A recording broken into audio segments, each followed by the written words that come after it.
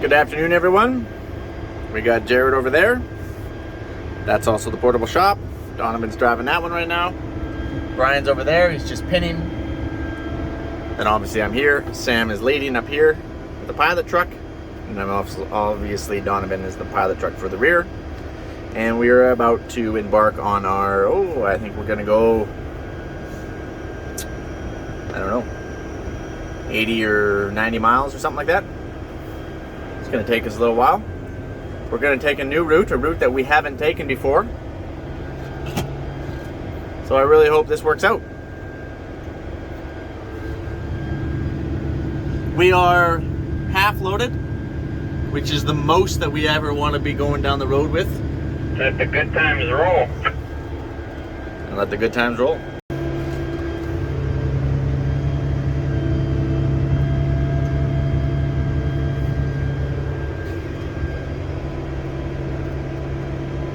The reason why we're taking a new route is just because we... Is that 4-ways on too, or just the top one? Is because we finished on a particular field that's 4-ways on as quite well. a ways away from the normal route that we normally take.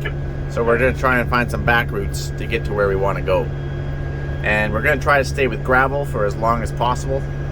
Typically there's less traffic on a gravel road than a paved road. We're going to try and stay at around that 16... Like, is that far enough ahead? 17 miles an hour. All right, hold on here. Oh yeah, that's good. The pilot, you want the pilot vehicle a ways ahead of you, so that way they can alert traffic and get off into an approach, or let us know if we need to do something. But yeah, I think there's a grader up there. She's gonna go alert that grader. Anyways, road speed is around that 16, 17 miles an hour. And these drills, they'll actually start hopping. You can see it's moving a little bit. It's swaying forward, back, forward, back. If I hit 18 mile an hour, the sway gets way more aggressive. 19 mile an hour, it'll about push you off the road, and you got to push over 20 mile an hour to take that sway out. And while 20 mile an hour for us is too fast to move. A smaller roller, if that helps. We are already found our traffic. We got a grader, and we have a roller. I don't think we can meet.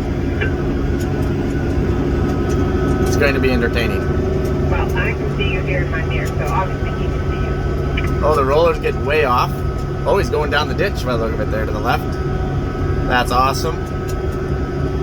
Thank you, good neighbor. Thank you, good grader guy, operator, person, people. You guys are awesome.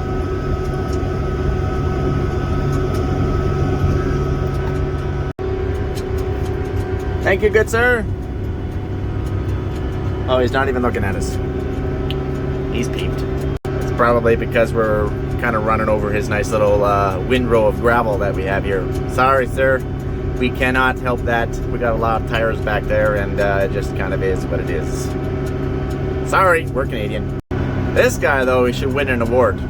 He's awesome. I don't know who he is. Nice tractor, though. Nice roller, too.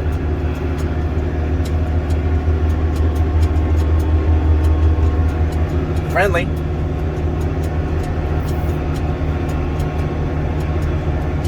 So we were just talking on the radio. The roller guy, who's awesome by the way, he set the bar. So this whole trip, we're using him as the bar. The grader guy was still very nice though. Pulled over for us. Don't get me wrong. But yeah.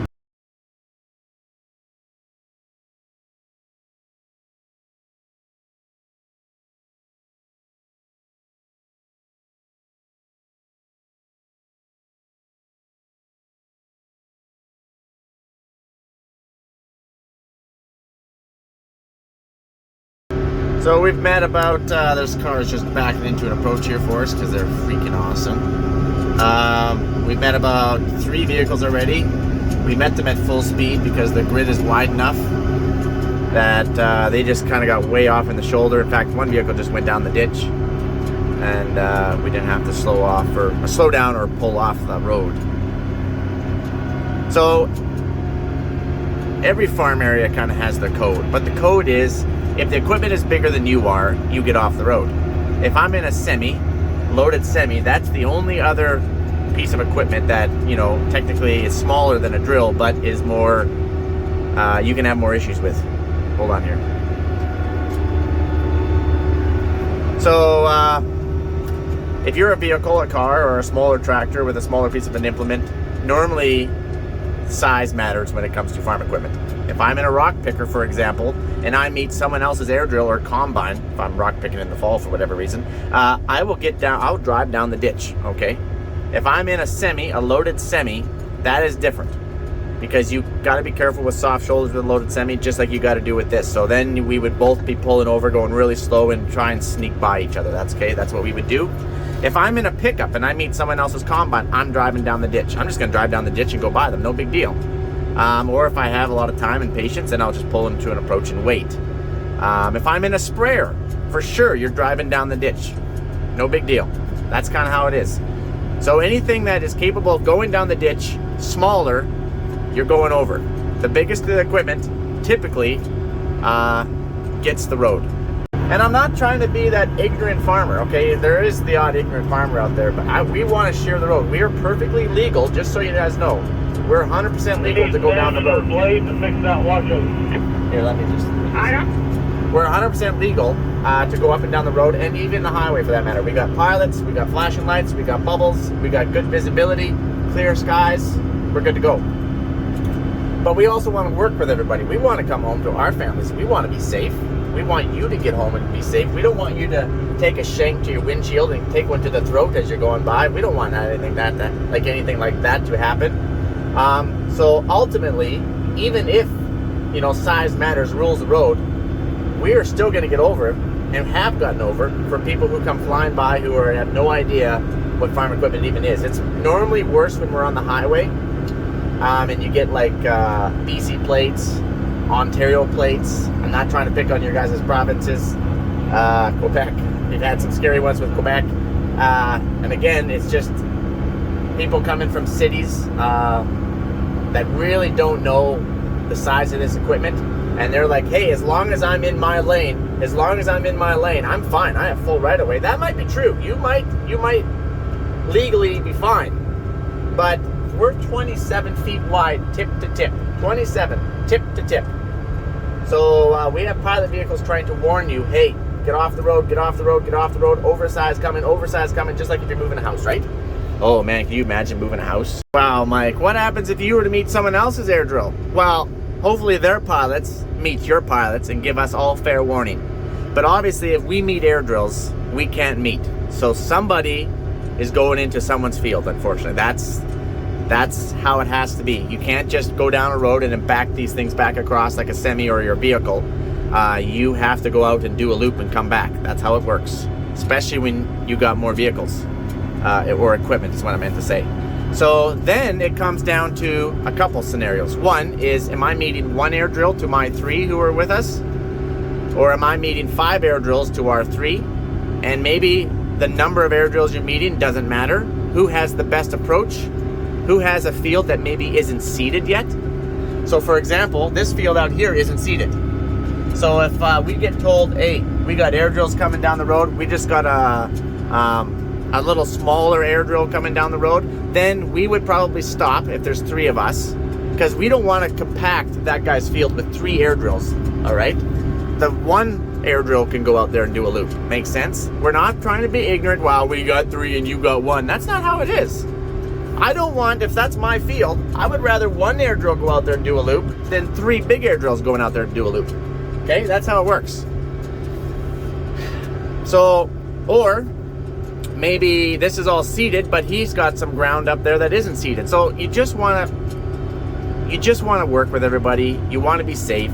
You want to have the best area that you can do a loop, turn around, preferably unseeded. What happens, Mike, if it's all seeded? Doesn't matter, it's all seeded. Well, then that sucks. That really sucks. But you're going to have to go out and do a loop anyways. It really sucks. But then you would try and find whoever that landowner is via a land map. Call them, let them know. Hey, we met a bunch of air drills. Unfortunately, one of us had to get off.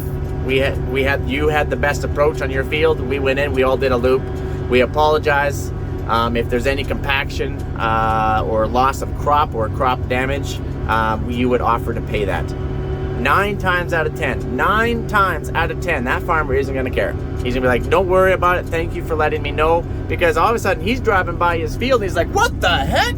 Who rented up my field? Right? You don't want them to find out that way. And you always offer to pay. 9 times out of 10, they're going to decline it every time because that might be them one day. What? You know what I mean? What goes around comes around. Okay, well that makes sense then, Mike. So then what happens if someone comes up from behind then? Then what do you do? Well, basically same rules apply. If someone's catching you from behind, it's probably not going to be farm equipment, right? Unless they're just roading a tractor at 30 miles an hour, in which case they would just get over. We would pull over and they'd just go scooting on by, no big deal. They'd just go down the ditch and then back up on the road. But if they're gaining on you, it's probably going to be a pickup truck, car, or a semi. So semi is obviously our worst case scenario. We would then just have to pull over and he would have to pull over. We could meet, we just have to do it slowly. Vehicles, if it's a lot of traffic like on a highway, you got to kind of let them collect back there for maybe 4 or 5 vehicles and then let them by at one time when it's safe, because not all the times can you just pull over and let them by. It's a solid line, you're going up a hill, they can't see if anyone's coming down the highway. So you can't just let any vehicle go by you who wants to go by. Although some vehicles, I'm telling you guys, they'll hit that ditch doing 80 and they'll come flying around and they'll flip you off as you're going and you're just like, what? We would pull over when it was safe, but it's not safe, and as they're trying to scoot back up on top of the highway. There's always some wild and willy stories when you're moving, but anyways, you guys kind of get the idea. We just got onto some highway here. Again, we're trying to stay off highway as long as possible. I think we got about a 2 or 3 mile stint of it. Then we're gonna go back to gravel, and then we're gonna go back to highway, and then we're gonna go back to gravel, so it's gonna be kind of off and on.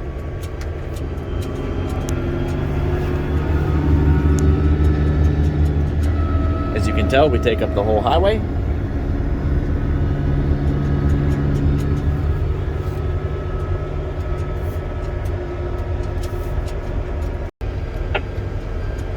So we got a tandem axle truck up here.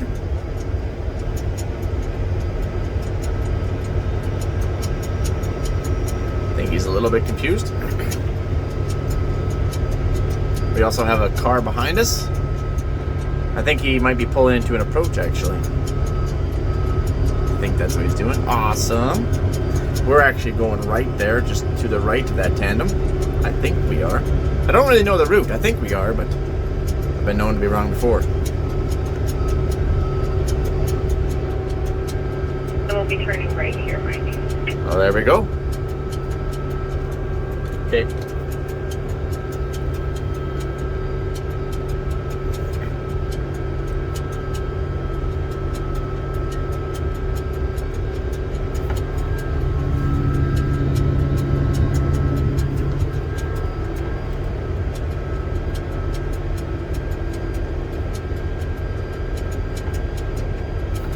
Slowing down here a little bit.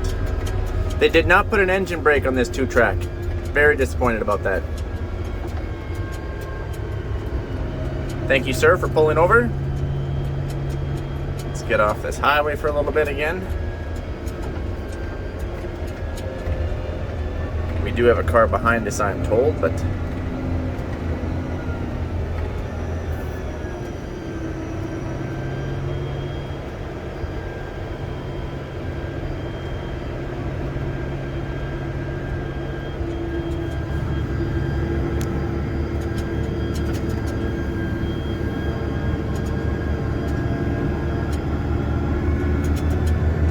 vehicles behind us. Oh well, we're off to the races here.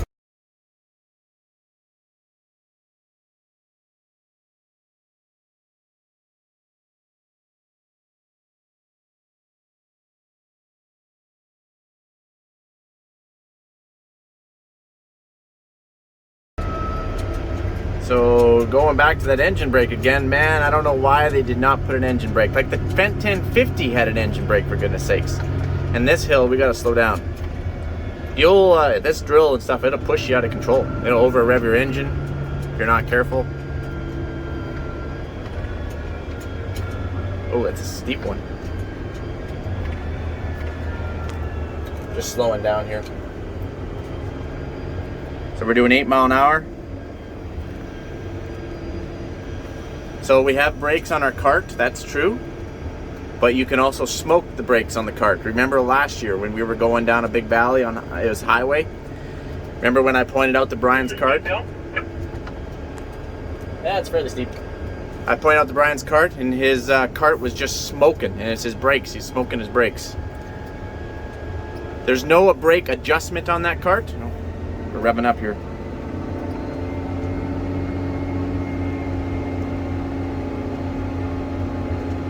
Fast you going down it?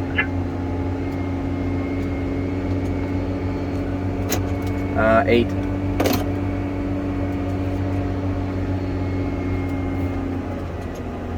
I'm worried I'm gonna start smoking my brakes, so I'm pushing it forward here.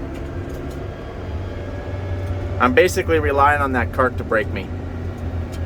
Yes, the engine is doing a little bit, not very much though. I'm just worried about my cart brakes back there. You start smelling them, let me know. Or I'll turn them off. If you guys don't like that hill, then there's some surprises. I just turned off my brake. Oh, we're gonna over rev. Oh, hold on, we're 2100. There it is. Sorry about that. Okay, let's get back up to 17 miles an hour here.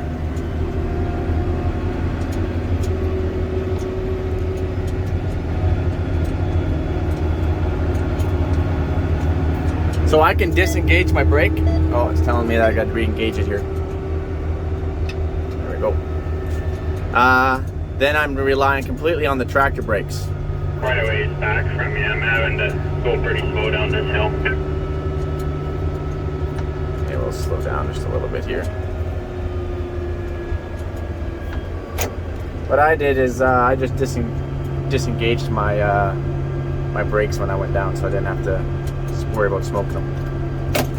I did too, yeah. So how the brakes work on that air cart back there, it's just hydraulic. So And I wish this thing shifted smoother. That's a Johnny Poppy for you. It goes poppy, poppy, poppy. Not because of the engine, but because of the shifty, shifty, shifty. Oh man, John Deere It looks like you guys have got transmissions are like one of the worst shifting transmissions that we've ever run. We're turning up ahead, like 4 miles ahead of me. So if you want to. What was that, Brian? I missed that. What? I clicked off my brakes halfway down that hill. It gave me quite a shove. I bet it did. I bet it did. So going back to those brakes again, how they work is they're hydraulic. It's just, oh, what's this truck doing up here? Sorry, I get distracted because there's just a lot of stuff going on. Oh, it's gonna over rev us. 19, 2000, 2020, and my brakes are applied back there, just so you know.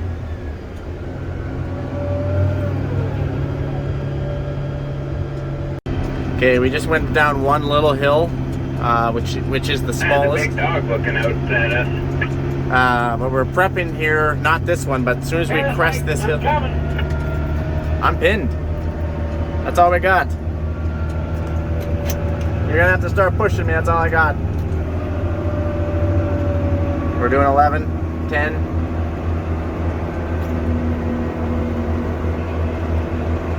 .5. I'm down to 9.5.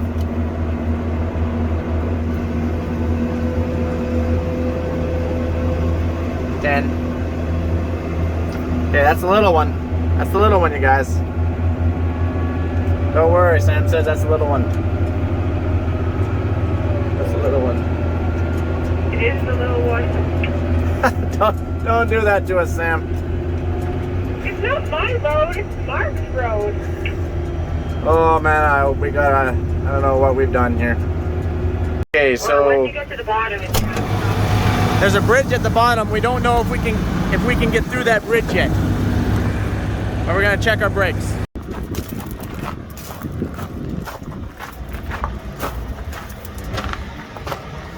Oh, I can smell them. I can feel the heat from here. Ouch! Oh, I was back. So how it works is this hydraulic cylinder right here. The harder that this cart pushes, the more brake it applies. Pretty straightforward. It's a pretty simple setup, but it works really good. Except when you're descending like this for a long period of time, all the full weight of that cart is pushing on those back brakes. And you have no way of really releasing it unless you just turn the brakes off, which we might do here. Good for you. Also, I don't have very much for air pressure in my 1167 because there's an air leak that we can't find. So my brakes, I do believe, are air. So there's also that little added feature into this entertainment. Here we go. So we're gonna go slow. I got my brakes on right now on my cart. And we're probably just gonna go down at like 8 mile an hour.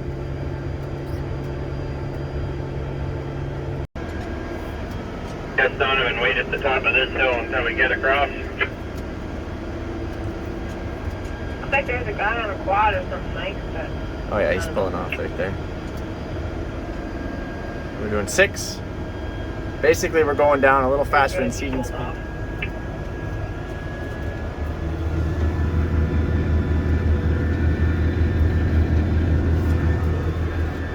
I'm riding my brakes right now on the tractor.